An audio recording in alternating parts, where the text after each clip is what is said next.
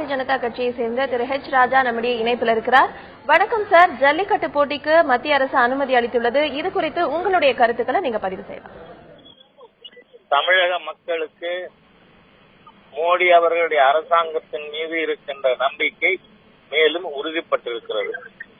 ஏனென்று சொன்னால், சென்ற 2014 அக்டோபர் மாதம் எங்களுடைய அகில இந்திய தலைவர் திரு அமித்ஷா அவர்கள் குரோம்பேட்டிற்கு வந்திருந்த பொழுது தென் மாவட்டங்களிலிருந்து 600 கிராமங்களிலிருந்து மக்கள் அவரிடம் ஜல்லிக்கட்டுக்கான தடை நீக்கப்பட வேண்டும் என்று மனு கொடுத்தார்கள். திரு அமித்ஷாஜி அவர்கள் அதை என்னிடம் கொடுத்து ஃபாலோ பண்ண சொன்னார். உடனடியாக திரு பிரகாஷ் ஜாவ்டேகர் அவர்களுக்கு நான் கடிதம் எழுதினேன். லோக்சபா ராஜ்யசபா இருக்கின்ற எல்லா பாராளுமன்ற உறுப்பினர்களுக்கும் நான் கடிதம் அனுப்பி இதற்கு ஆதரவு தர வேண்டும் என கேட்டிருந்தேன்.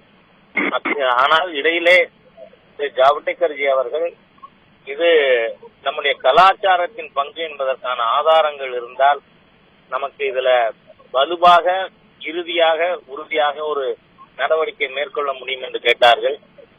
அதன்படி சங்ககால இலக்கியங்களிலும் மகாபாரதத்திலும் இருக்கின்ற குறிப்புகள் தரப்பட்டது.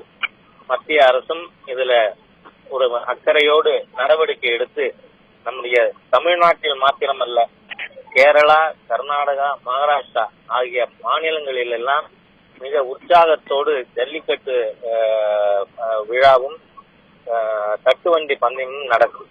ஆகவே மக்கள் இந்த பொங்கலுக்குள் வர வேண்டும் என்று அவர்கள் விரும்பினார்கள், வந்திருக்கிறது.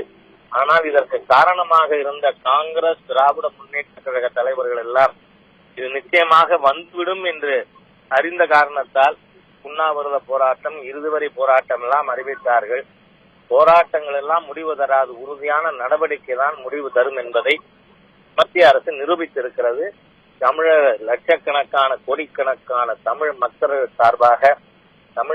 சார்பாக திரு பிரதமர் நரேந்திர மோடி அவர்களுக்கும் எங்கள் தலைவர் அமித்ஷா அவர்களுக்கும் உறுதியாக செயல்பட்ட பிரகாஷ் ஜாவ்டேகர் அவர்களுக்கும் என்னுடைய மனமார்ந்த நன்றியை தெரிவித்துக் கொள்கிறேன்.